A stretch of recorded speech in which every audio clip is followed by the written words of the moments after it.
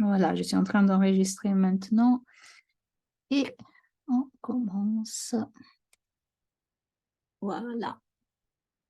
Alors, aujourd'hui, on va discuter des ondes et dans ce cours, vous apprendrez l'interaction des ondes avec la matière et entre elles, la double nature de la lumière comme onde. Donc, pour voir l'interaction des ondes avec la matière, nous imaginons une onde qui est en train de se propager dans un milieu. Donc, vous avez vu que les ondes se propagent dans deux milieux. Et on considère l'onde initiale II. Cette onde rencontre une surface de séparation entre deux milieux, le milieu 1 et le milieu 2. Et je vais rentrer quelqu'un. Et il y a quelque chose qui se passe. Donc, l'onde initiale va être d'un côté réfléchie dans le milieu 1. Donc, on aura une intensité d'onde I de R, de l'onde réfléchie. Après, il y aura de l'absorption de l'intensité de l'onde sur la surface qui sépare les deux milieux.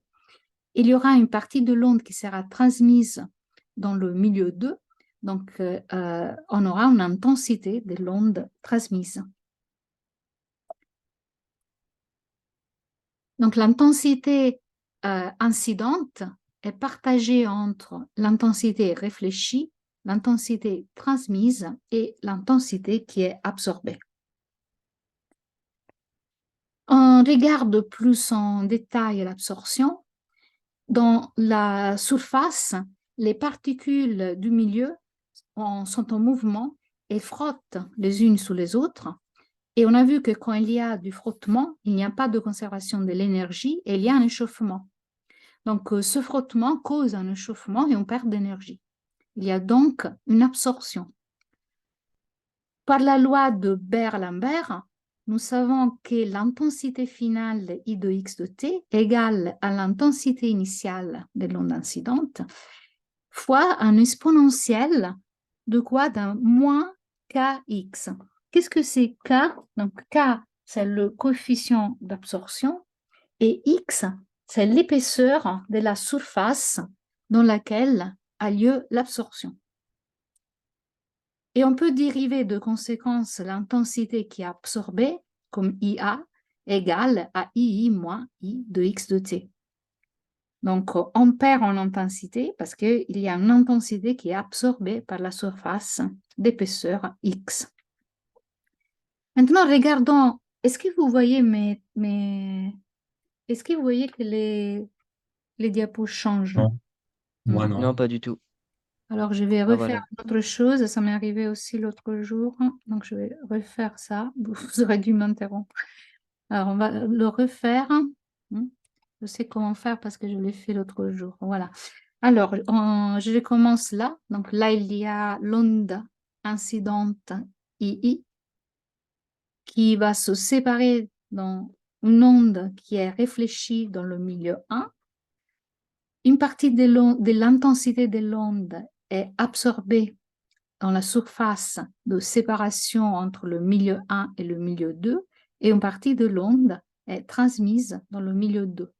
Donc, vous avez trois intensités et l'intensité incidente est partagée entre l'intensité réfléchie, l'intensité transmise et l'intensité absorbée. Donc, si on rentre le détail de l'absorption, comme j'ai dit, on considère que les particules du milieu dans lequel l'onde est en train de traverser, donc on a dit la surface qui sépare le milieu 1 du milieu 2, par exemple, frottent les unes sur les autres, et on a vu que le frottement cause une perte d'énergie et un échauffement. Donc, il y a une absorption. Et selon la loi de Beer-Lambert, on peut écrire l'intensité finale I de x de t égale à l'intensité initiale II, donc de l'onde incidente, fois un exponentiel de E moins kx, où k, c'est un coefficient d'absorption, et x, c'est l'épaisseur de la surface d'absorption de l'onde. De là, on dérive l'intensité absorbée, donc IAX de T, est égale à quoi? C'est simplement l'intensité de l'onde initiale moins l'intensité de l'onde finale.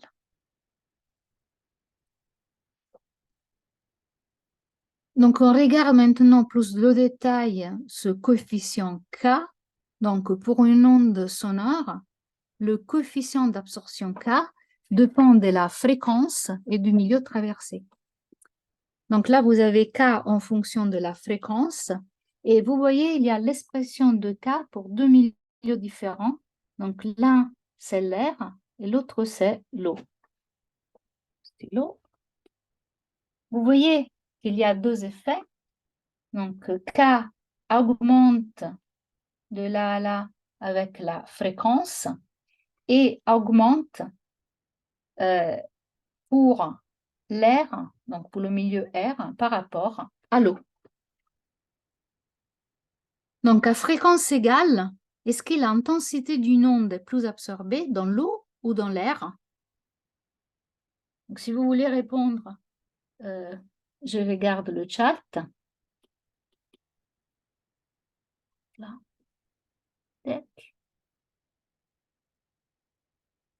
Est-ce que vous pensez qu'à fréquence égale, l'intensité d'une onde est plus absorbée dans l'eau ou dans l'air?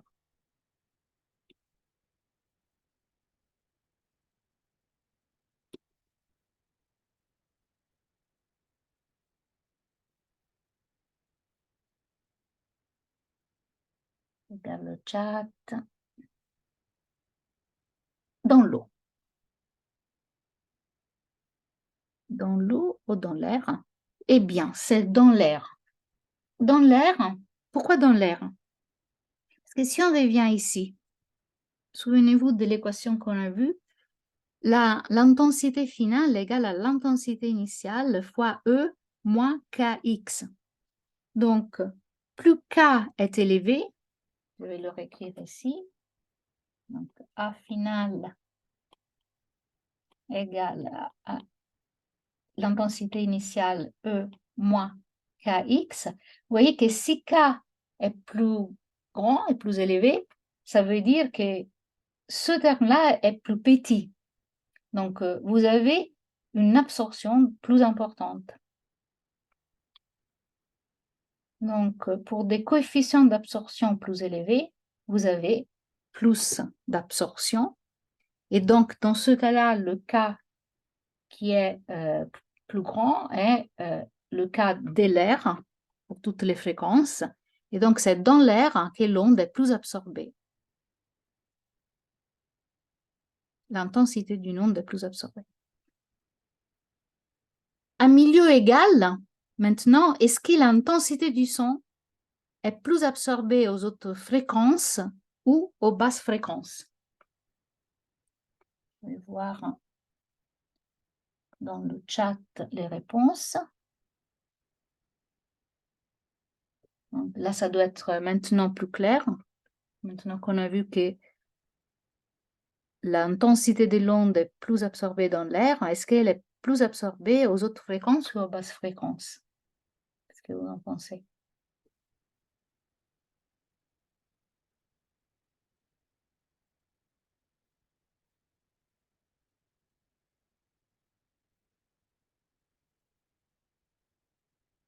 Bon, c'est toujours pour les cas les plus élevés, donc c'est pour les hautes fréquences. Donc, ce que vous avez appris, c'est que l'onde sonore est plus absorbée pour des coefficients K plus élevés et le coefficient K augmente avec la fréquence. Donc, aux autres fréquences, l'onde est plus absorbée. Et dans ce cas-là, vous avez appris que dans l'air, l'intensité d'onde est plus absorbée que dans l'eau de mer. Maintenant, l'intensité incidente, on a dit, est partagée entre l'intensité réfléchie, l'intensité transmise et l'intensité absorbée. Il y a des cas où la surface entre les deux milieux est vraiment petite. Donc, il n'y a pas vraiment une surface importante qui cause une absorption. Donc, on peut négliger l'absorption. Dans ce cas-là, l'intensité des l'onde incidente, donc II, est égale à l'intensité de l'onde réfléchie plus l'intensité de l'onde qui est transmise. Donc, quand l'onde rencontre une surface, on n'a qu'une partie est transmise, une partie absorbée et une partie est réfléchie. Si on considère une onde sonore, nous avons que la réflexion de l'onde, quand l'onde rencontre une surface qui sépare deux milieux avec des impédances différentes.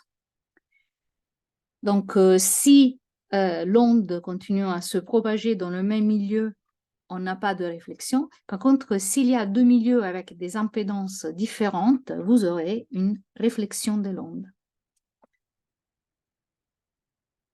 Donc, si on considère le milieu 1 et le milieu 2, qui ont deux impédances différentes, donc le milieu 1 aura une impédance Z1 égale à ρ1, la vitesse du son dans le milieu 1, et Z2 sera égal à ρ2 fois la vitesse du son dans le milieu 2, où les ρ sont les densités volumiques. Donc, dans ce cas-là, quand les impédances sont différentes, l'onde sonore peut être réfléchie et transmise.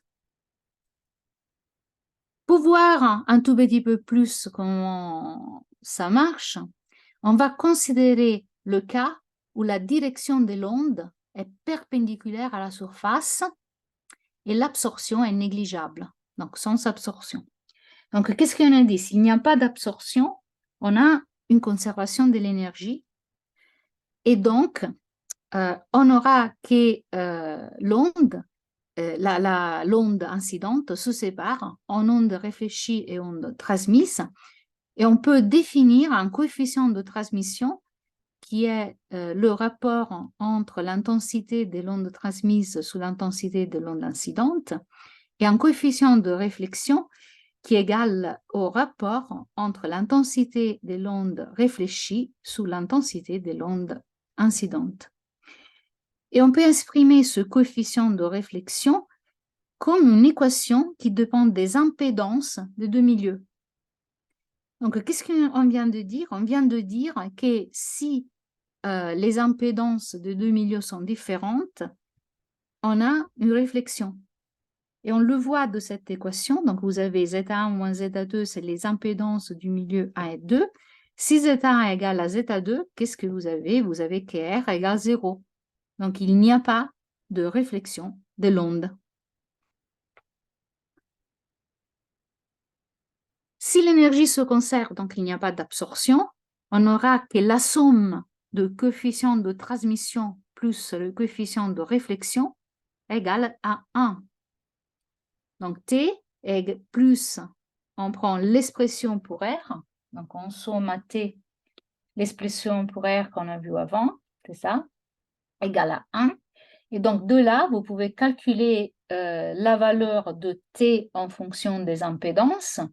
Donc vous avez T égale à 1 moins Z1 moins Z2 divisé Z1 plus Z2 carré.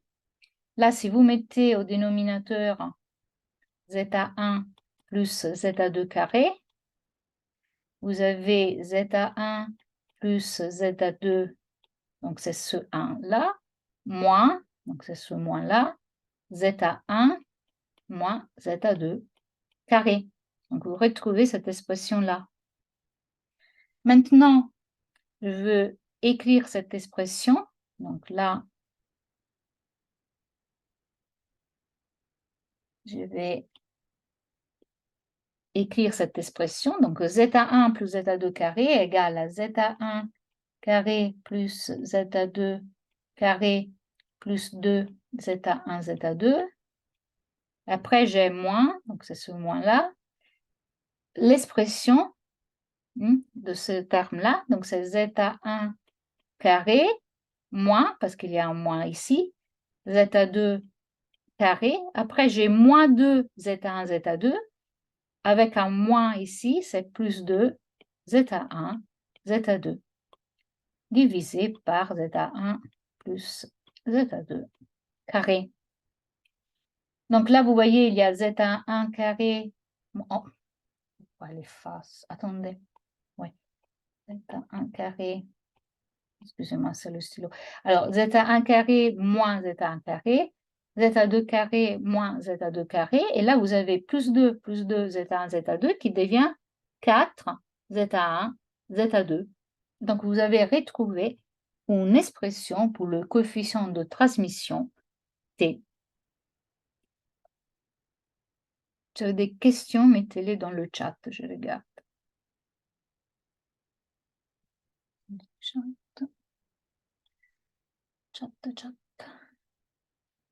Ok. On continue, on efface avant. Alors, quand je dois effacer, il n'efface pas. Voilà. Parfait.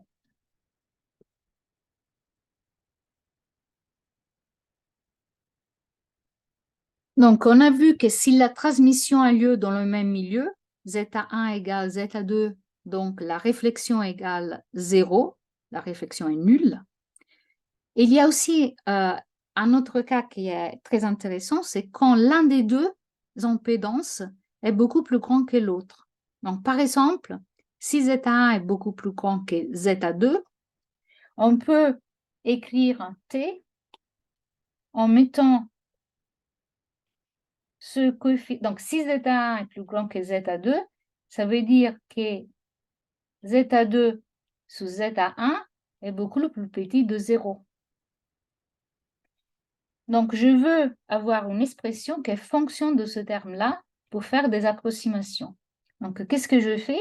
Vous voyez, ici, je divise par zeta1 et je multiplie par zeta1.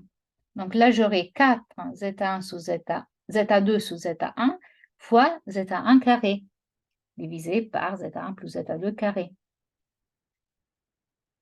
Après, je mets ce terme-là ici. Donc là, c'est 1. Donc, on retrouve ce terme-là. Et je peux réécrire zeta1 plus zeta2 divisé par zeta1 carré comme 1 plus zeta2 sous zeta1 carré. Donc, vous retrouvez cette expression-là.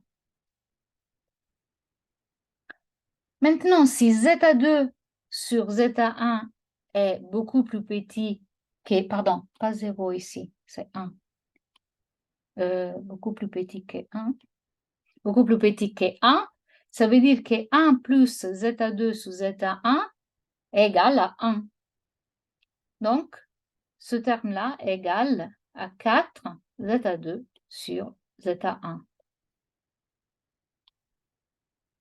Et c'est ce qu'on retrouve sous la ligne ici, donc t égale,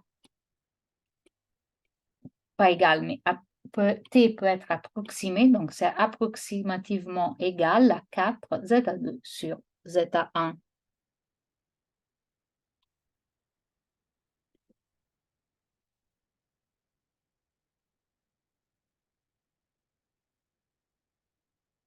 Donc, R peut être écrit comme 1 moins 4 zeta2 sous zeta1, parce que c'est égal à 1 moins t.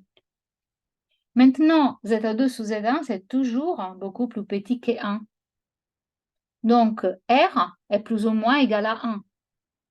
Et t, donc, de conséquence, est plus ou moins égal à 0.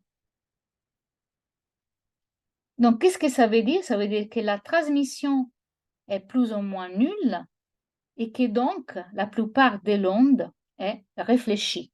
Donc, dans le cas particulier où on a une impédance qui est beaucoup plus élevée de l'autre, vous avez que la plupart de l'onde est réfléchie et on n'a pas beaucoup de transmission.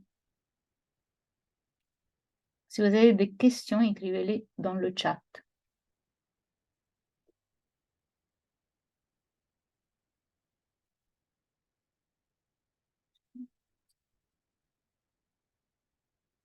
Je regarde, hein. N'hésitez pas. OK. Donc, là, on a vu que si zeta1 est plus grand de zeta2, donc là, on avait le milieu 1 et zeta1 et le milieu 2 et zeta2, et l'onde arrivée du milieu 1 pour aller vers le milieu 2, donc elle arrive, l'onde incidente, elle est réfléchie et très peu transmise.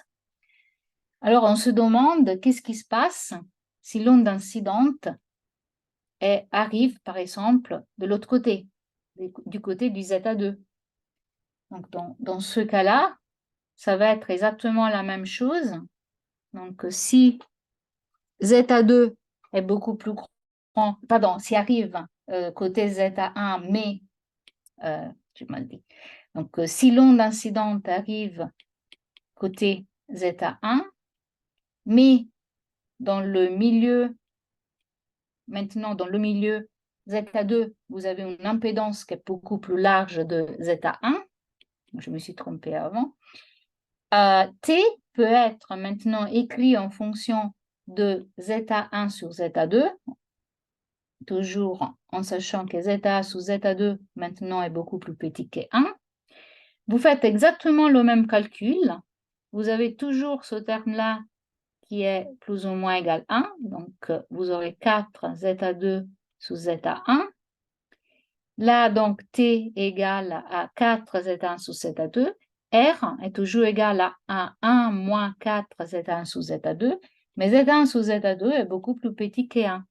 Donc, R, encore une fois, est plus ou moins égal à 1 et T est plus ou moins égal à 0. Donc, on peut approximer une réflexion, le coefficient R de réflexion plus ou moins égal à 1 et le coefficient de transmission plus ou moins égal à 0. Et aussi, dans ce cas, la plupart des ondes est réfléchie. Donc, ce n'est pas important lequel des deux impédances est plus petite ou plus grande de l'autre. Dans les deux cas, si vous avez l'une des deux impédances qui est beaucoup plus large de l'autre, vous aurez toujours que la plupart de l'onde est réfléchie.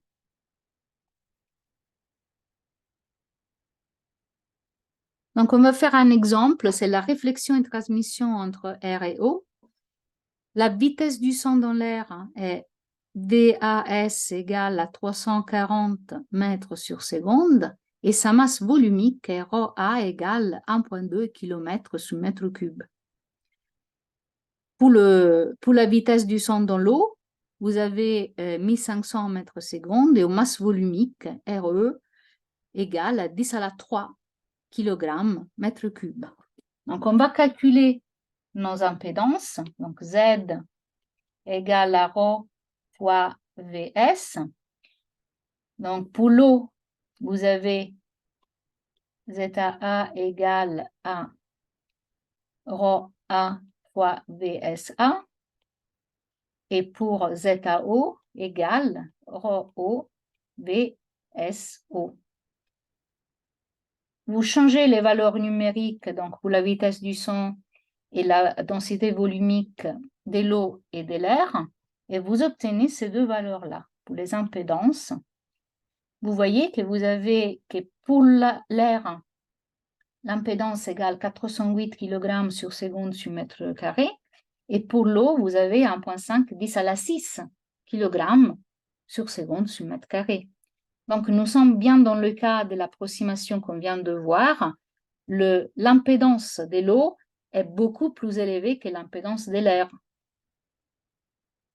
Donc, ça veut dire que vous pouvez écrire le coefficient de transmission T égal à 4 fois ZR sur ZO et la valeur numérique, si vous la calculez, est 1 fois 10 à la moins 3.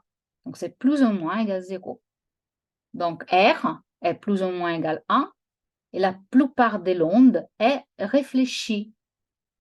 Donc, c'est très difficile de transmettre de son de l'air à l'eau. Donc, si vous parlez à quelqu'un qui est, par exemple, dans la mer quand vous êtes dehors, donc dans l'air, ils vous n'entendent pas bien. Et même chose, si quelqu'un pouvait parler dans l'eau, vous ne l'entendrez pas très bien. Donc, parce que les ondes sonores que vous émettez sont pour la plupart réfléchies et donc elles ne passent pas du milieu R au milieu O et vice-versa, du milieu O au milieu R. Je vais voir si vous avez des questions.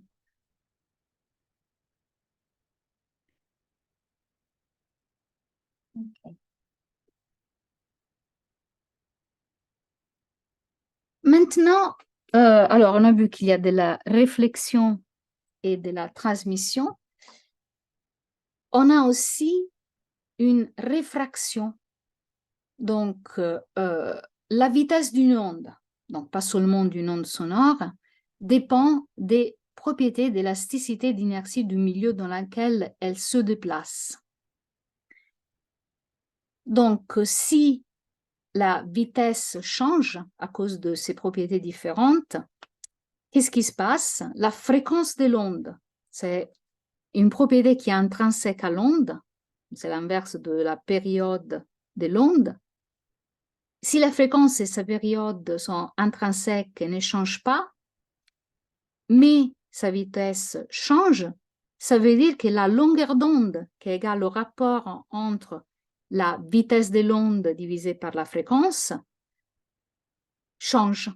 Donc la fréquence, elle est constante, mais la vitesse change, donc la longueur d'onde change. Donc, premier changement. Il y a aussi un deuxième changement, l'onde change aussi de direction. Donc, elle change dans sa propagation et elle se propage avec une direction différente. On va voir comment. Donc là, il y a les deux milieux.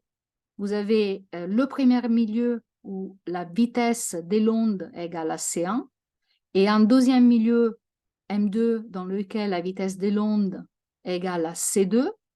L'onde arrive, donc l'onde incidente, elle arrive d'ici. Donc l'onde incidente, elle arrive là. Elle passe la surface de séparation entre le milieu 1 et le milieu 2 et se propage dans le milieu 2.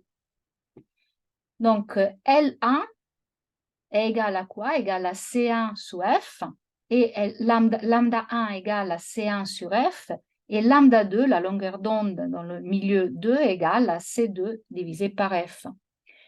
Donc si C1 et C2 sont différentes, la longueur d'onde de l'onde dans le milieu 1 est différente de la longueur d'onde dans le milieu 2.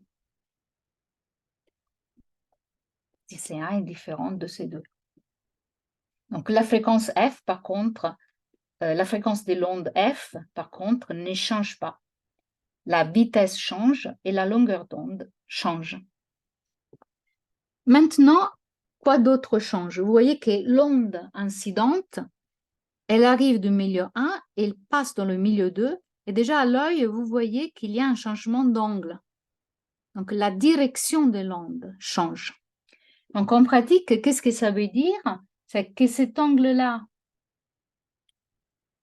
T1, θ1, pardon, cet angle-là, θ1, est différent de cet angle-là qui est θ2. Et on peut écrire une équation, attendez, je l'efface, qui met en relation cet angle θ2 et θ1 avec les vitesses de propagation de l'onde dans les milieux 2 et milieu 1.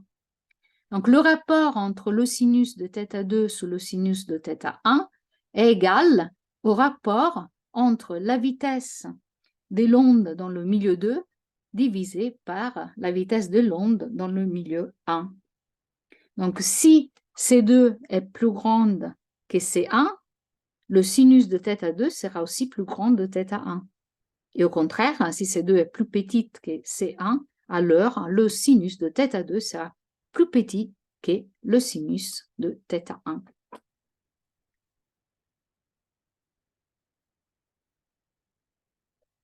Est-ce que cela arrive pour n'importe quel angle? Et la réponse est non, parce que vous avez une limite quand même. Donc, vous avez vu qu'il y a les deux milieux. Donc, je vais refaire le milieu 1 et le milieu 2. Là, c'est la normale entre les deux milieux. Donc, l'onde incidente, elle arrive avec un certain θ1. Elle arrive ici et il y aura un certain θ2.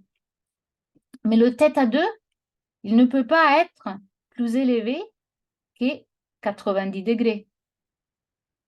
Donc, il y a un θ2 limite qui est égal, 90 degrés écrit en radians, c'est πy divisé par 2. Donc, vous ne pouvez pas aller au-delà de la surface de séparation entre les deux milieux. Donc, on peut calculer pour ce θ2 limite quel est l'angle limite θ1, donc l'angle d'incidence. Si on utilise l'équation qu'on a vue avant, vous avez que le sinus de θ2 limite divisé, le sinus de θ2 limite divisé par le sinus de θ1 limite est égal à C2 divisé par C1. Vu que le sinus de πy demi égale à 1, vous avez que le sinus de θ1 limite sera donc C1 sur C2. Donc, vous aurez un θ1 limite qui est l'arc sinus de C1 sur C2. Qu'est-ce qui se passe en pratique?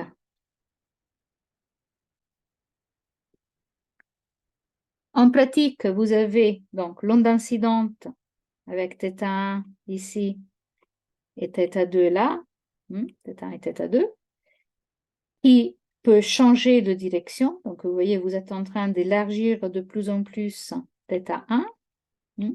Donc, là, vous avez un θ1 qui est de plus en plus large, jusqu'au moment où le θ2 ne touche pas les 90 degrés, donc arrive aux valeurs maximales de θ2 limite. Et là, vous avez un θ1 limite.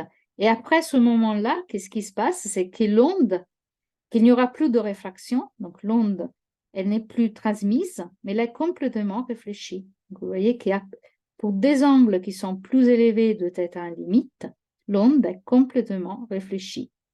Il n'y a pas de réfraction, il n'y a pas non plus de transmission. Donc, vous avez une réflexion complète de l'onde.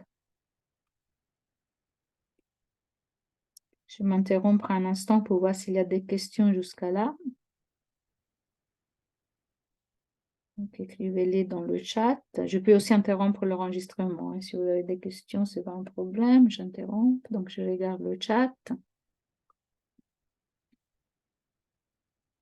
Pas de questions. Donc, je continue.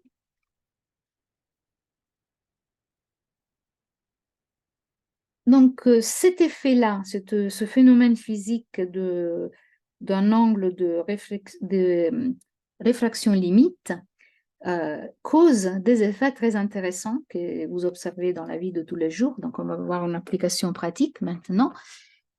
Si vous étudiez comment se propage une onde sonore dans l'air, l'air, en principe, c'est qu'il y a un milieu. Donc, il n'y a pas de passage, de transmission, de propagation de l'onde entre un milieu A et un milieu 2, parce qu'il n'y a qu'un milieu, c'est l'air. Par contre, ce qui est important, ce n'est pas qu'il y ait deux milieux qui soient complètement différents, mais ce qui est important pour la réflexion, pour la réfraction, comme on a vu, c'est qu'il y a une vitesse de l'onde qui soit différente. Donc là, la vitesse de l'onde était différente parce qu'on avait deux milieux différents, mais on peut aussi avoir le même milieu avec des variations de la vitesse de l'onde dans des parties différentes de ce milieu. Et cela arrive, en effet, dans l'air, parce que la vitesse de l'onde dans l'air peut changer progressivement à cause des changements de la température locale de l'air. Donc, vous pouvez avoir des couches d'air qui sont plus chaudes par rapport à des autres couches. Donc, un exemple que vous pouvez voir tous les jours, c'est que pendant la journée, l'air est plus chaud à côté du sol. Et donc, le sol est chaud et l'air se refroidit au-dessus du sol, comme la hauteur augmente. Donc, vu que la température diminue avec la hauteur, la vitesse du son aussi diminue avec l'auteur. Donc, vous avez des changements de vitesse du son selon des couches de l'air à partir du sol. Donc, si la vitesse change, ça veut dire que la partie de l'onde qui est la plus proche du sol se déplace plus rapidement des les parties de l'onde dans les couches à des hauteurs plus élevées. Donc, de la partie de l'onde la plus éloignée au-dessus du sol se déplace plus lentement. Donc, de conséquence, il y a quelque chose d'intéressant qui arrive et qui est dû justement aux angles de réfraction, c'est que la vague, la direction de l'onde change et se courbe vers le haut pendant la journée. Donc, cela peut créer une région de zone d'ombre dans laquelle l'onde sonore ne peut pas pénétrer. Les ondes sonores sont donc réfractées vers le haut et n'atteindront jamais l'observateur. Donc, s'il y a une personne qui est dans la zone d'ombre, elle n'entendra pas le son, même si elle peut voir la source du son. Pendant la nuit, c'est le contraire. Donc, pendant la nuit, c'est le sol qui est plus froid. Donc, vous avez que proche du sol, la vitesse de l'onde est moins élevée et que vous montez en hauteur, la vitesse du son augmente. La vitesse du son augmente. Donc là, c'est un dessin qui montre les deux effets. Pendant la journée, donc là, vous avez le monsieur avec la trompette qui fait du bruit, qui produit un son très agréable. Et ce son se propage, mais vous voyez que l'onde se courbe vers le haut. Donc, il y aura une région là où il y a ce chien qui n'entend pas parce que l'onde ne se propage pas vers le champ, mais elle monte vers l'eau. Donc, il y aura cette région d'ombre où le chien peut voir le monsieur, mais il n'entend pas le son de la trompette. Pendant la nuit, c'est le contraire. Donc, pendant la nuit, vous voyez que l'onde, il se courbe, mais vers le bas, pas vers le haut. Donc, en effet, vous aurez le son qui se propage de façon importante vers le chant que maintenant entend le son de la trompette.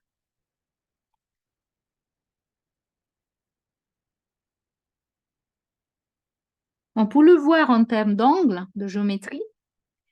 Là, vous avez les différentes couches d'air, donc les couches 0, 1, 2, 3, 4. Vous avez que la vitesse C proche du sol pendant la nuit. Donc là, on est dans le cas pendant la nuit. La température de l'air croît avec l'altitude. Donc C0 est plus petite de C1, est plus petite de C2, qui est plus petite de C3, plus petite de C4. Là, de 1 à 4, vous avez de différentes couches d'air. Donc, ça veut dire, en appliquant notre formule, que le sinus de θ0 est plus petit du sinus de θ1, plus petit du sinus de θ2, plus petit, etc. Donc, qu'est-ce qui se passe? Là, vous avez T0. On fait toujours les angles par rapport à la perpendiculaire de la surface qui sépare les deux milieux, donc dans notre cas, qui sépare les couches. Et là, donc, θ1, le sinus de θ1 est plus grand du sinus de θ0. Donc, θ1 est plus grand que θ0. Donc, vous voyez que l'angle devient plus grand. À la surface entre la couche 1 et la couche 2, θ2 est encore plus grand que θ1. Et après, θ3 sera aussi plus grand que θ2, jusqu'à vous arriver à la limite. Et donc, là, vous êtes au θ limite. Donc, là, vous avez qu'il n'y a plus de transmission, il n'y a plus de réfraction et l'onde est complètement réfléchie. Donc, vous redescendez vers le bas. Vous voyez, il y a cet effet où l'onde se courbe. Ça, c'est ce qu'on a vu ici dans le dessin en bas pendant la nuit. Donc, l'onde se courbe vers le chien. Parce que vous avez atteint l'angle limite de réfraction. Et donc, il n'y a que de la réflexion et après de la réfraction qui continue vers le bas. Je vais voir si vous avez des questions.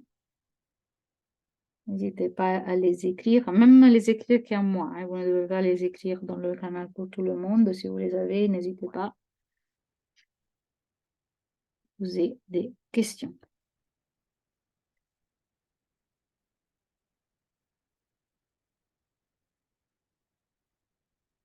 Okay. Donc, tout est clair. Maintenant, question. Vous campez la nuit autour d'un lac. Par rapport à la journée, est-ce que vous pourrez entendre mieux ou pire les voix des campeurs de l'autre côté du lac?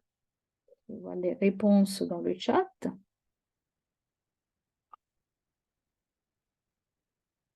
Est-ce que vous entendez mieux ou pire pendant la nuit?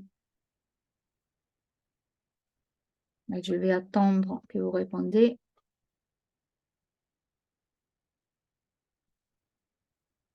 Il y a un mieux. Est-ce que les autres pensent différemment?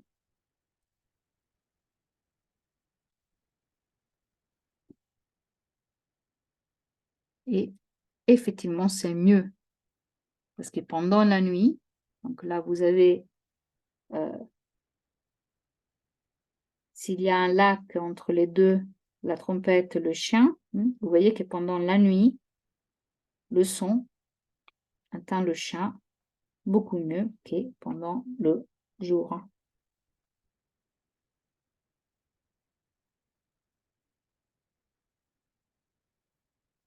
Maintenant, donc, on finit cette partie sous le son. Maintenant, je vais passer à parler de la lumière. La lumière, c'est une onde très spéciale parce qu'en effet, elle a une double nature. Elle se comporte bien comme une onde, donc c'est une onde qu'on appelle électromagnétique, mais elle se comporte aussi comme des particules, les photons. C'est des particules qu'on appelle les photons. Et son comportement, d'un point de vue de la mécanique quantique, change selon des interactions avec l'observateur. Pas seulement, mais la mécanique quantique nous dit aussi que l'onde donne la probabilité des propriétés de ces particules. Donc, c'est un cas très spécial et c'est pour ça que nous allons en dédier à la lumière aussi un peu de temps en parlant de ses propriétés comme onde, mais aussi de ses propriétés comme particules. Comme onde, la lumière peut être décrite comme toutes les autres ondes avec l'équation de l'onde qui se propage, que vous avez déjà vu. Comme particules, l'onde consiste aussi de particules qui sont les photons. Ces particules aussi sont très spéciaux parce qu'ils ne sont jamais au repos. Ils sont toujours en train de bouger avec une vitesse qui est égale à la vitesse de l'onde de la lumière. Donc cela signifie qu'ils n'ont pas une masse à repos, mais par contre, ils ont une énergie qui est liée à la fréquence de l'onde associée. Donc cette énergie est égale à la constante de Planck, petit h, fois F, qui est la fréquence des photons. Donc, et l'énergie égale H fois F. Si on reprend l'équation de l'onde qui se propage, C est la vitesse de la lumière et en particulier la valeur de la lumière, de la vitesse de la lumière dans le vide égale 3 fois 10 à la 5 km sur seconde. Et vous avez exactement les mêmes équations, les mêmes relations entre variables physiques que nous avons vues pour toutes les autres ondes. Donc, vous connaissez très bien. Donc, la vitesse de la lumière dans le vide est 300 000 km sur seconde. Dans l'air, c'est plus ou moins la même valeur. Par contre, quand vous allez dans des autres milieux, la vitesse de la lumière change. Dans l'eau, elle va être plus ou moins 30% moins, aussi dans le verre. Et dans le diamant, c'est plus ou moins la moitié de la vitesse de la lumière dans le vide. Donc là aussi, il y a un changement de vitesse de la lumière avec le milieu dans lequel la lumière se propage, comme pour toutes les autres ondes que nous avons. Nous pouvons aussi définir, comme pour les autres ondes, une puissance d'onde, donc qui est définie comme l'énergie moyenne du front d'onde en unité de temps, donc P égale l'énergie sous le temps. Nous pouvons définir une intensité de l'onde comme l'énergie moyenne du front d'onde en unité de temps et de surface. Donc, l'intensité égale l'énergie sous le temps sous la surface. Et donc, on peut écrire l'intensité de l'onde comme la puissance sous la surface. Et cette intensité sera proportionnelle à l'énergie de l'onde et donc à son amplitude carrée. Tout cela est aussi variable pour les ondes de lumière. La lumière est composée par des émissions à plusieurs longueurs d'onde. Et c'est ce qu'on appelle le spectre des ondes électromagnétiques. Donc, la lumière peut émettre à des différentes longueurs d'onde dans le vide. Et là, vous voyez qu'il y a des différentes régions selon de la longueur d'onde de l'émission des photons. Donc, on peut avoir des photons qui émettent à une longueur d'onde plutôt vers les 10 à la moins 11 mètres, donc ici à gauche.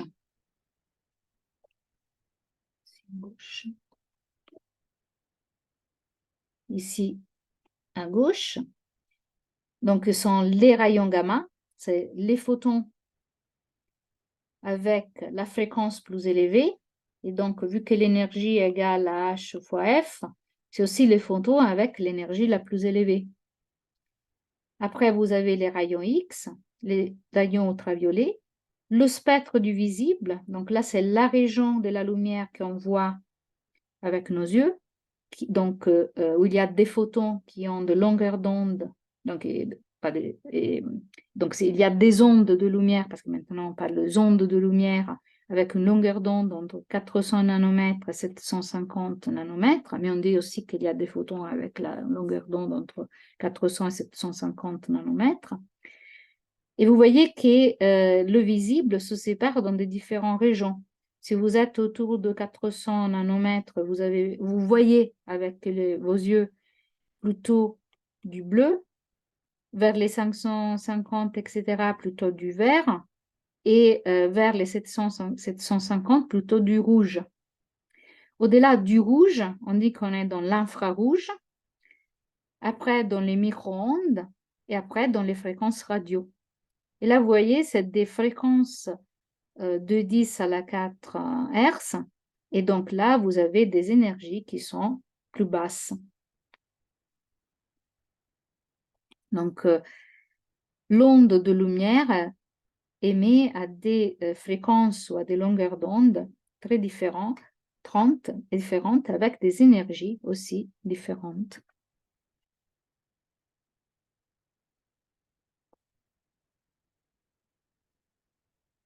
Comme pour les autres ondes, on observe pour la lumière les mêmes phénomènes physiques. Donc, on aura l'absorption, la transmission, la réflexion et la réfraction. Et les équations sont exactement les mêmes équations que nous avons vues dans le cas général d'une onde qui se propage.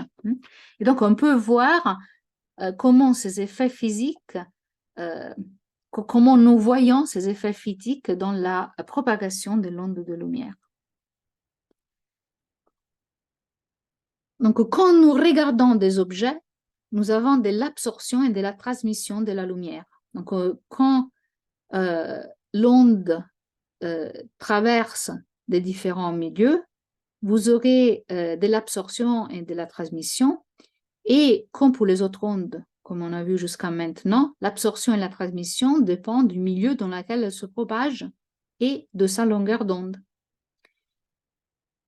Donc, dans le cas de la lumière, l'onde de lumière se propage avec des différentes longueurs d'onde. et seulement certaines parties du spectre seront absorbées ou réfléchies, transmises ou dispersées. Donc, par exemple, si vous regardez l'oiseau sous la droite, cette image est en train de vous réfléchir à une couleur qui est rouge, là où il y a des plumes, une couleur jaune où il y a le bec, une couleur vert où il y a les feuilles.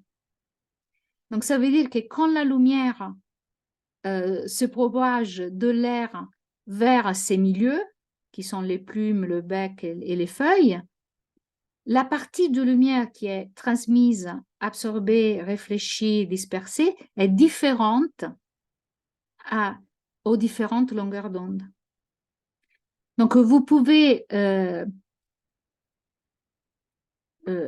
définir les objets selon de comment ils transmettent ou réfléchissent, ou etc., l'onde de lumière. Les objets transparents, ils transmettent la plupart de la lumière. Donc, vu qu'ils transmettent la plupart de la lumière, vous pouvez voir à travers l'objet. Quand l'objet est opaque, qu'est-ce que ça veut dire? Ça veut dire que soit ils absorbent et ou réfléchissent la plupart de la lumière. Et donc, vous voyez une opacité. Quand il y a des objets qui sont translucides, ils transmettent la lumière avec beaucoup de diffusion ou de distorsion. En sachant ça, vous pouvez dessiner la fonction d'absorption de la lumière dans un milieu. Donc, chaque milieu aura sa propre courbe d'absorption en fonction de la longueur d'onde. Donc, quand la valeur de l'absorption est élevée, ça veut dire que dans ces longueurs d'onde, la lumière est très absorbée. Quand la valeur de l'absorption est petite, ça veut dire qu'on a moins d'absorption. Donc, si on a moins d'absorption, ça veut dire que la lumière est plus réfléchie. Donc, par exemple, dans le cas des molécules d'eau, vous avez ce type de courbe d'absorption. Donc, vous voyez que l'absorption est très élevée pour des longueurs d'onde qui sont plus petites de 200 nanomètres. Après, ça descend très vite, donc il y a moins d'absorption autour de 400-500 nanomètres, et après ça remonte. Donc, qu'est-ce que ça veut dire? Que quand la lumière rencontre l'eau, les longueurs d'onde où l'absorption est élevée sont absorbées, et ce qui est réfléchi, c'est la partie où l'absorption est plus petite. Donc, dans ce cas-là, vous voyez, c'est tout ce qu'il y a entre 400 et 500 nanomètres. Et 400 à 500 nanomètres correspond à la couleur bleue. Donc, on avait vu avant que dans le visible, quand vous êtes entre 400 et 500, donc vous êtes là, vous voyez que la couleur qu'on voit avec l'œil, c'est la couleur bleue. Donc, c'est pour cette raison que si l'eau absorbe la lumière dans toutes les autres longueurs d'onde et réfléchit la lumière à les longueurs d'onde qui correspondent à la couleur bleue, la lumière a une couleur bleue. Donc, l'eau est bleue. Donc, le fait que l'eau est bleue, ça signifie simplement que le milieu eau est en train d'absorber toutes les autres longueurs d'onde, mais réfléchit l'onde de lumière à la longueur d'onde aux longueurs d'onde qui correspondent à la couleur bleue. Mais vous savez qu'il y a de l'eau qui n'est pas bleue, mais cela signifie simplement que la courbe d'absorption est différente. Donc, si l'eau n'est pas pure, par exemple, ses propriétés d'absorption seront altérées. Donc, si vous avez, par exemple, des sédiments ou des algues en grande quantité, l'eau peut devenir verte, brune et même rouge. Est-ce qu'il y a des questions sur la courbe d'absorption et ce qui se passe avec la lumière? On regarde le chat. L'eau est transparente plutôt. Donc là, vous êtes en train de dire, elle ne réfléchit pas du tout. Elle fait passer l'eau. Ça dépend de quelle eau. Parce que si vous regardez la mer est plutôt bleue ou verte. Si vous regardez l'eau du robinet, elle est effectivement transparente. Donc, qu'est-ce que ça veut dire qu'elle est transparente? Quand il y a un milieu qui est transparent, ça veut dire qu'il y a très peu de réflexion, il y a beaucoup de transmission. Donc, la courbe d'absorption pour l'eau qui est transparente est plutôt une courbe dans laquelle vous n'avez pas de réflexion, pas même dans le bleu. Oui, là, on parlait de l'eau de la mer, mais aussi des autres eaux peuvent être bleues. Donc, en effet, euh, on parle d'un milieu eau dans lequel on a une absorption qui descend beaucoup dans le bleu. Cette courbe-là, elle change selon de l'eau. Donc, si ce n'est pas la même eau, les propriétés d'absorption, de réflexion sont changées. Donc, on aura une courbe différente. Donc, si elle est transparente, ça veut dire que vous avez pas beaucoup d'absorption, pas beaucoup de réflexion, mais vous avez de la transmission parce qu'elle est transparente. Donc, elle transmet la lumière à travers elle. Donc, c'est de l'eau qui transmet. Un autre exemple qui est très biologique, c'est l'absorption de la lumière par les plantes. Donc, vous savez que la photosynthèse dépend de l'absorption de la lumière par les pigments dans les feuilles des plantes. Donc, les feuilles absorbent la lumière. Et là, sous la droite, vous avez la courbe d'absorption pour les feuilles. Donc, cette absorption de la lumière est nécessaire pour la photosynthèse. Donc, vous avez une courbe d'absorption qui est due à la photosynthèse, et c'est la courbe continue verte. Et cette courbe est un peu la somme de toutes les autres courbes que vous voyez, où vous avez une courbe d'absorption de la lumière par la chlorophylle A, chlorophylle B et le bêta-carotène. Donc, la somme de tout ça va vous faire cette courbe verte. Et vous voyez que dans ce cas-là, c'est un peu différent. Donc, dans ce cas-là, dans la partie bleue où l'eau avait... J'ai perdu le zoom, voilà.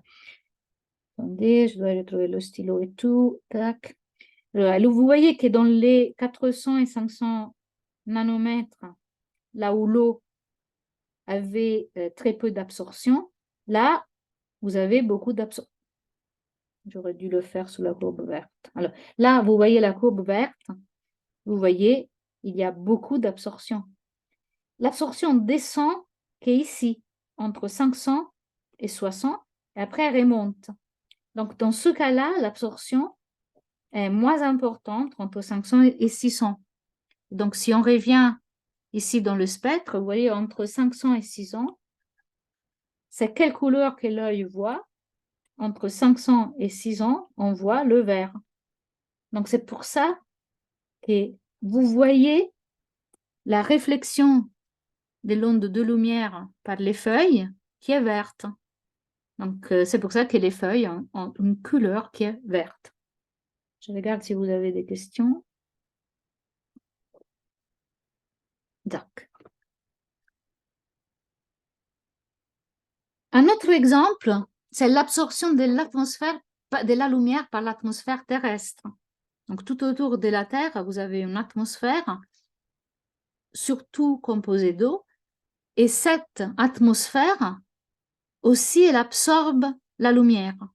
Donc là, vous avez l'absorption de cette lumière, donc l'absorption de la lumière du Soleil ou des sources astronomiques par l'atmosphère terrestre.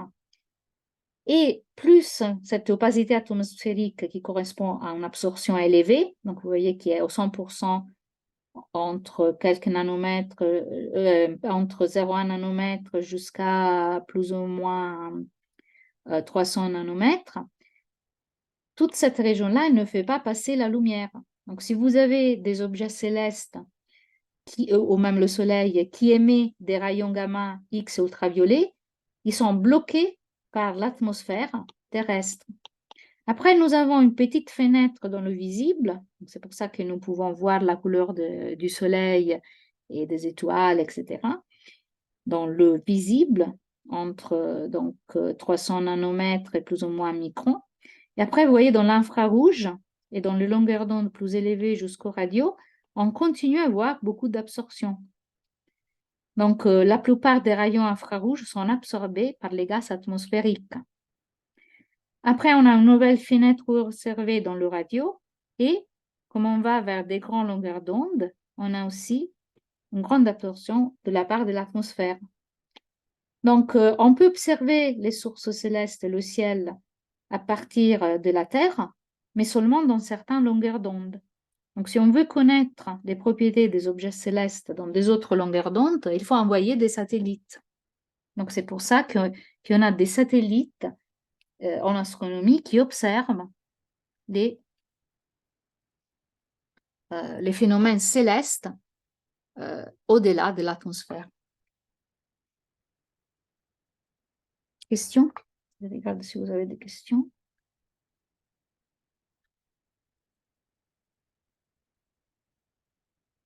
Okay. Maintenant, on va parler de réflexion de la lumière. Donc, on a dit que la lumière est réfléchie. Donc, on a parlé beaucoup de réflexion des ondes. On a dit que la lumière est réfléchie. Mais finalement, comment elle est réfléchie, ça dépend beaucoup de la surface qu'elle rencontre. Donc, si elle rencontre une surface qui est opaque et polie, la lumière est réfléchie vers une direction cohérente.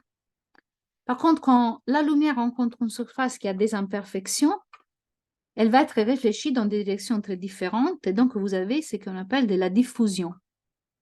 On le voit clairement dans l'image à droite. Donc, vous avez une montagne qui se reflète dans un lac. Donc, sous la gauche, le lac est tranquille. Donc, il est très, très poli, très, très opaque. Donc, il y a une belle réflexion de la montagne et on la voit réfléchie dans le lac. Dans la droite, il y a du vent qui commence à se lever. Donc, le lac, il commence à avoir des petites vagues, donc des imperfections de surface. Et donc, la lumière, dans ce cas-là, elle est réfléchie dans des directions différentes et on a une diffusion. Donc, vous n'arrivez plus à distinguer l'image de la montagne dans le lac. Donc, vous n'avez pas une réflexion qui est cohérente, mais dans toutes les directions, et donc on perd la forme de la montagne. Dans la limite qu'on appelle de l'optique géométrique, donc c'est quand la taille caractéristique des objets surface est beaucoup plus élevée que la taille de la longueur d'onde de l'onde de lumière qui se propage, on n'a pas de diffusion. Donc, quand vous avez un lac avec une surface opaque et polie, sa taille caractéristique va être la taille du lac pratiquement. Et donc qui est beaucoup plus grande que la longueur d'onde de propagation de la lumière. Par contre, s'il commence à avoir du vent et vous avez des petites vagues, là, la taille caractéristique va être la taille de ces petites vagues. Et donc là, vous commencez à voir des tailles caractéristiques qui sont plus proches à la longueur d'onde de la lumière. Donc, on veut avoir la limite de l'optique géométrique quand la taille caractéristique est plus grande de lambda. Donc, quand on n'a pas d'imperfection, donc on n'a pas de diffusion. Dans ce cas-là où vous n'avez pas de diffusion, le rayon réfléchi et le rayon réfracté sont dans le même plan d'incidence et l'angle de réflexion est égal à l'angle d'incidence.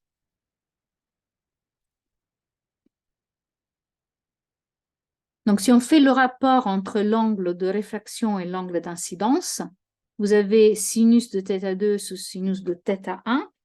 Et maintenant, on va introduire une autre quantité. Donc, vous savez que le sinus, donc ce qu'on a vu juste avant, c'était que le sinus de θ2 sous le sinus de θ1 était égal à C2 sous C1. Donc, la vitesse de propagation de l'onde dans le milieu 2 divisée par la vitesse de propagation de l'onde dans le milieu 1. Cette équation est encore valable. Là, C2C1, c'est la vitesse de propagation de la lumière dans les deux milieux. Mais pour la lumière, on va introduire une autre entité qu'on appelle l'index de réfraction. Qu'est-ce que c'est cet index de réfraction? C'est le rapport entre la vitesse de la lumière dans le vide et celle dans le milieu. Et vous voyez qu'il revient pratiquement la même chose parce que N1 va être égal à C1 sur V, pardon, à C sous VL1.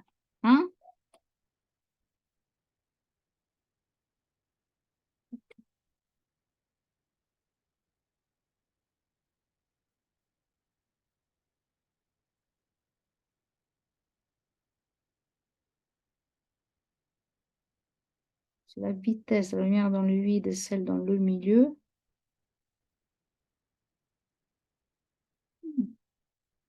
Donc c'est C là, VL2 sur C. Donc si vous simplifiez les deux vitesses de la lumière dans le vide, vous retrouvez VL2 sur VL1. Donc c'est C2 sur C1. Donc c'est exactement la même chose, mais on l'exprime en termes des index de réfraction.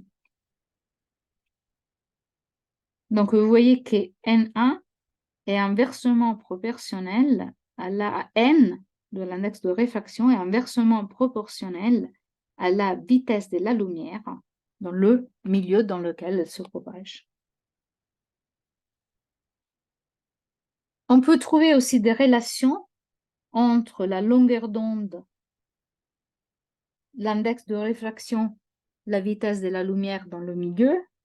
Donc, on va écrire la vitesse de la lumière dans le milieu comme C sur N.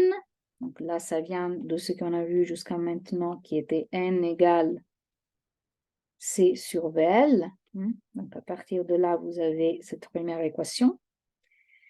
Mais maintenant, on sait que la vitesse de la lumière dans le milieu égale le rapport entre la longueur d'onde et la période de l'onde, qui est égale donc à la longueur d'onde fois la fréquence de l'onde. VL est la même, donc on peut écrire Cn égale à lambda fois f. On retrouve cette expression.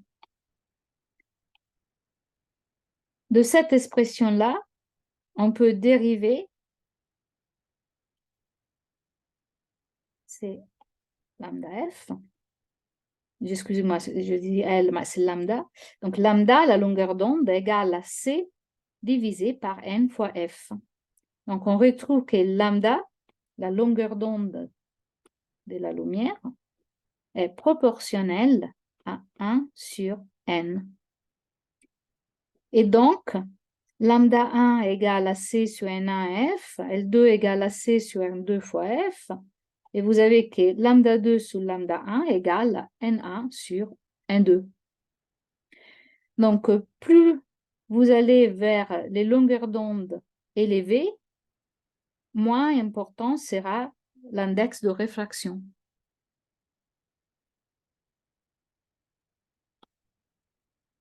Je vais voir si vous avez des questions.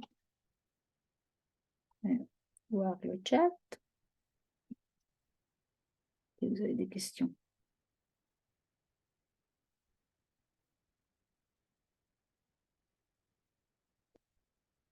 Je vais boire un peu d'eau et en effet, mon eau est très transparente. Alors, maintenant, la fréquence de l'onde, on a dit, ne dépend pas du milieu de propagation. Les milieux avec un index de réfraction le plus élevé sont appelés des milieux denses. Donc, on peut dire que la longueur d'onde est plus petite dans des milieux plus denses parce que la longueur d'onde varie. Donc, la longueur d'onde varie inversement proportionnelle, est inversement proportionnelle de l'index de réfraction. Donc, plus la longueur d'onde est petite, plus elle est élevée, l'index de réfraction. Donc, un index de réfraction élevé correspond à des milieux denses. La longueur d'onde est plus petite dans des milieux plus denses. Maintenant, à partir de l'image ci-dessous, est-ce que l'index de réfraction de l'eau est plus ou moins élevé de l'index de réfraction de l'air? Je vais voir dans le chat la réponse.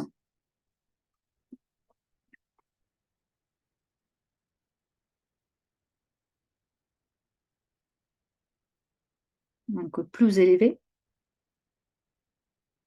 dans l'eau. Est-ce qu'il y a d'autres propositions? Oui. Donc, vous êtes tous d'accord que c'est plus élevé dans l'eau.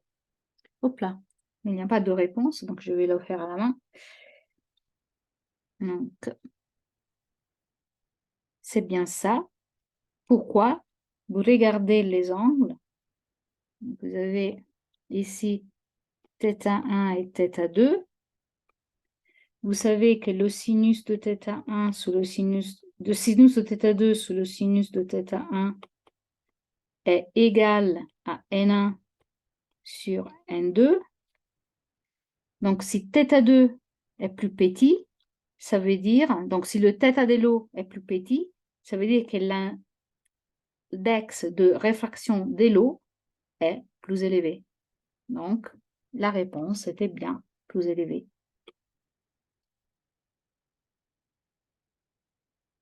Donc, et là, c'est aussi intéressant parce que l'angle en rentrant dans l'eau est plus petit. Et donc, vous voyez, ça crée des effets optiques. Par exemple, si vous mettez un objet dans un verre d'eau, vous voyez que l'angle devient plus petit. Et donc, l'objet semble, par exemple, là, il y a un crayon qui semble cassé. Mais en effet, c'est simplement un effet optique qui est dû au fait que l'angle de réfraction dans l'eau est plus petit que l'angle de réfraction dans l'air.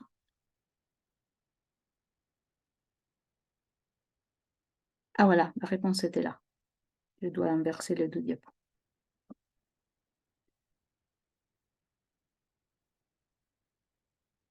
Donc, maintenant, on voit que la vitesse de la lumière dépend du milieu. Et il y a un autre effet qui est intéressant, c'est la décomposition de la lumière par réfraction quand des rayons lumineux passent dans un prisme en verre. Donc, dans un prisme en verre, on a que l'index de réfraction du matériau qui constituant le prisme varie en fonction de la longueur d'onde. Vous avez que le sinus de θ2 sous le sinus de θ1 égale à N1 soit 2, lambda 2, lambda 1. Donc, les angles auxquels le rayon lumineux est réfracté dépend de la longueur d'onde du faisceau lumineux. Donc, vous aurez des angles qui vont être plus élevés pour les longueurs d'onde plus élevées et des angles qui vont être plus petits pour les longueurs d'onde plus petites. Donc, vous pouvez décomposer un rayon lumineux dans des rayons avec des fréquences et des longueurs d'onde différentes qui vont du rouge au violet. En effet, vous allez la décomposer par des faisceaux qui ont des longueurs d'onde différentes. C'est la longueur d'onde qui change. Ce n'est pas la fréquence qui change. Nous avons aussi le même effet d'angle limite dans la réfraction. Donc, dans ce cas-là, vous avez Kn égale à C sous Vl et le sinus de θ2 sous le sinus de θ1 égale à N1 sous N2.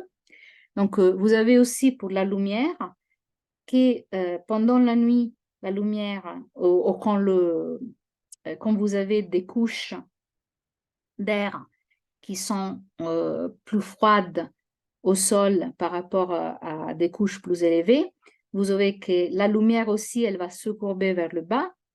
Et par contre, si vous avez que le sol est plus chaud et la température diminue avec l'auteur, vous aurez la propagation de l'onde de la lumière qui va être courbée vers le haut. Donc, nous avons le même phénomène physique que nous avons vu pour le son. Donc, c'est exactement le même. Et là, vous allez avoir des mirages. Donc, il y aura des mirages chauds quand la température diminue avec l'altitude, donc quand le sol est beaucoup plus chaud que les couches plus élevées. Donc, dans ce cas-là, vous aurez une courbe qui va vers le haut. Donc, la lumière va être courbée. Elle va arriver à votre œil. Et l'effet du mirage, c'est que l'œil voit l'image comme si elle était renversée, vous voyez, à cause de cette courbure de la lumière. Donc là, l'œil voit l'objet renversé vers le bas. Même chose si la température augmente avec l'altitude, le rayon il va être dévié vers l'œil en se courbant vers le haut après vers le bas. Donc l'œil, lui, il va voir la lumière comme si elle arrivait de l'eau. Donc vous allez avoir l'objet avec une image réversée vers le haut. Donc c'est beaucoup plus sympathique qu'avec le son. Et là, c'est un exemple. Donc là, vous voyez l'image réversée des montagnes c'est un mirage. C'était comme l'arbre ici. Et là, vous avez un mirage. Et donc là, c'est parce que vous avez que la température augmente avec l'altitude. Donc, vous avez que le sol est plus froid que des latitudes plus élevées. Et là, vous avez par contre le contraire. Donc, le sol est beaucoup plus chaud que l'air qui monte en altitude. Et là, vous avez le mirage inverse. Donc, vous voyez les arbres avec des images inversées vers le bas. Maintenant,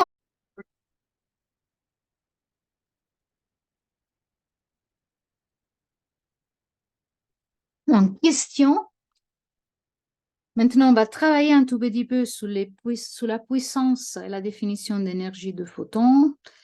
La question est un faisceau lumineux d'un pointeur laser de puissance 1 milliwatt et une fréquence lambda égale à 670 nanomètres brille sous un écran. Combien de photons par seconde le laser émet-il? Je vous laisse un tout petit peu réfléchir.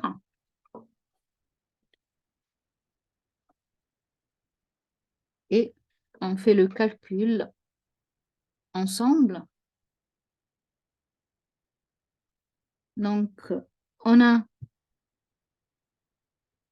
que la puissance est par définition l'énergie par seconde. L'énergie de chaque photon égale à E égale à la constante de Planck, enfin la fréquence. On peut réécrire la fréquence en termes de la longueur d'onde et donc calculer la valeur numérique de l'énergie à partir de la longueur d'onde du faisceau. Pour calculer le nombre de photons, on prend le rapport entre les deux, donc entre la puissance et l'énergie de chaque photon, pour obtenir le nombre de photons par seconde. Donc, on va écrire la puissance 1 fois 10 à la moins 3 joules sur seconde, divisé par 3 fois 10 à la moins 19 joules par photon. Et là, on obtient 3,3 fois 10 à la 15 photons par seconde. Donc, c'est bien la bonne réponse. 3,3, 10 à la 15. Maintenant, on considère deux lasers, un laser rouge et un laser vert, qui ont la même puissance. Et la question est lequel émet le plus grand nombre de photons par seconde, le laser rouge ou le laser vert? Donc, réfléchissez. À quoi est proportionnelle l'énergie de chaque laser? Les deux ont la même puissance. À quoi est proportionnel le nombre de photons qui est émis par seconde? Donc, on vient de le voir du problème précédent.